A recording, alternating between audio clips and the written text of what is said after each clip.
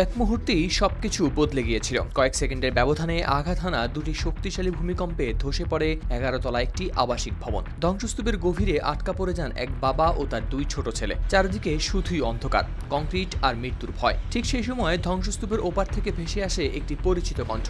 বাবা, আমি এসেছি। সেই কণ্ঠ ছিল বড় ছেলে জেসুস গার্সিয়ার। ভেনেজুয়েলার লা গুয়াইরার কারা বালাদায় 24 জুনের ভয়াবহ ভূমিকম্পে মুহূর্তেই ধসে পড়ে রিতাসোল প্যালেস ভবনটি। দ্বিতীয় তলার বাসিন্দা হোসে গার্সিয়া বুঝতেই পারেননি কিভাবে তিনি ভবনের বেসমেন্টে ধ্বংসস্তূপের নিচে চাপা পড়ে গেছেন। তার পাশে ছিল 12 বছর বয়সী সান্তিয়াগো ও 7 বছর বয়সী দিয়েগো। ছোট ছেলেকে বুকের মধ্যে জড়িয়ে ধরে আর বড় ছেলেটির একটি হাত ও পা দেখতে দেখতে সময় গুনছিলেন তিনি। সংবাদ মাধ্যম আল জাজিরার প্রতিবেদনে প্রকাশ পেয়েছে এই তথ্য।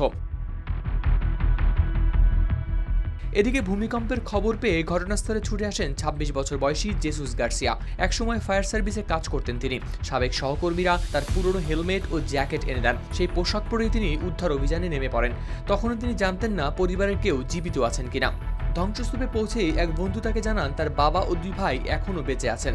তিব্বত লাক্সারি সো, বাংলাদেশের রূপ। কিছুক্ষণ পর ধ্বংসস্তূপের নিচ থেকে বাবার কণ্ঠ ভেসে আসে, আমাকে এখানে ফেলে যেও না। জেসুস তখনই চিৎকার করে জবাব দেন, শান্ত থাকুন, আমি আপনাদের উদ্ধার না করে কোথাও যাচ্ছি না। কিন্তু রাতের অন্ধকার আর ভারী কংক্রিটের কারণে সঙ্গে সঙ্গে উদ্ধার অভিযান চালানো সম্ভব হয়নি। পুরো রাত অপেক্ষা করতে হয়েছে। ভোর হতেই পুলিশ, ফায়ার সার্ভিস ও উদ্ধারকারী দল ভারী যন্ত্রপাতি নিয়ে কাজে নামে। প্রায় 20 ঘন্টার টানা চেষ্টার পর অবশেষে 25 জুন বিকেলে জীবিত উদ্ধার করা হয় হোসে ও তার দুই ছোট ছেলেকে।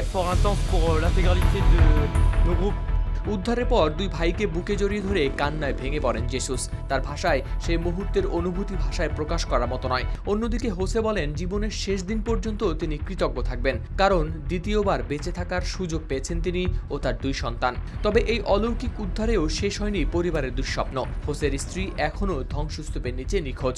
11 দিন পেরিয়ে গেলেও আশা ছাড়েননি তিনি। প্রতিদিন ধসে পড়া ভবনের পাশে দাঁড়িয়ে উদ্ধার কাজ দেখেন এবং বিশ্বাস করেন একদিন ফিরে আসবেন তার স্ত্রীও। হাওলাদার শামীম, RTV।